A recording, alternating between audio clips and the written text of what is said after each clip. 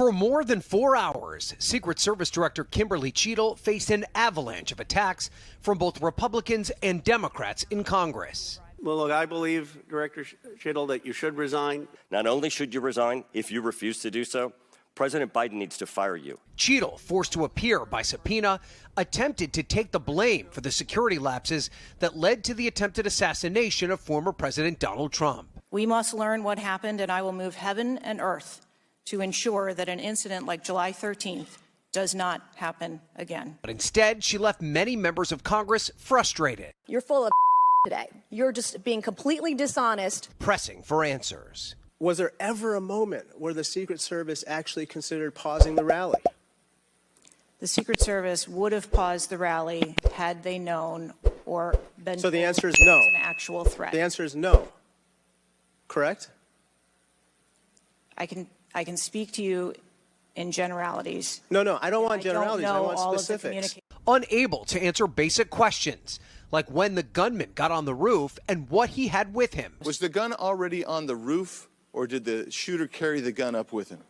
I do not have that information at this time. NBC News has reported that the Secret Service turned down a request by the Trump team for more security assets. Cheatle responded to the report only by saying there were no additional asks for the July 13th rally. But her inability to provide any explanation for what went wrong led to a rare bipartisan call at the end of the hearing from Ranking Member Jamie Raskin and Chairman James Comer for her to resign. This relationship is irretrievable at this point. A call Cheatle refused to entertain even as she left the hearing room. It's bipartisan calls now for you to step down, ma'am. Will you take those calls to heart? Director Cheatle is stepping down. She just resigned? She just resigned. Can you say how this changes oversight of the assassination attempt now? Well, she must have been watching our press conference. I'm glad she did the right thing. Look, our reaction, the immediate reaction to her resignation is that it is overdue. She should have done this at least a week ago. I'm happy to see that. I'm happy to see that she has heeded the call of both Republicans and Democrats.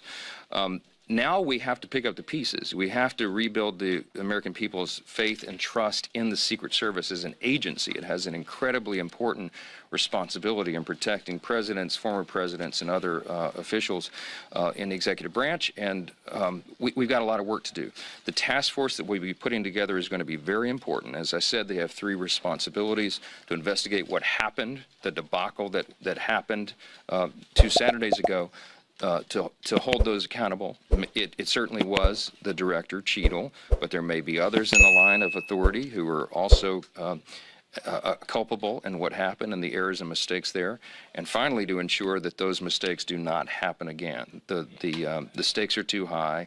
It's a very dangerous time. We need the Secret Service to be acting to be performing at the top of their game, and we'll ensure that that happens. I hope that the interim director or whomever is appointed to replace Director Cheatle will be very sober-minded about the responsibility and take into account the very dangerous times in which we live. We'll do everything we can in the House to ensure that that's true, and I think our task force's work just got even more important. So we'll give you further comment as this develops. Thank you.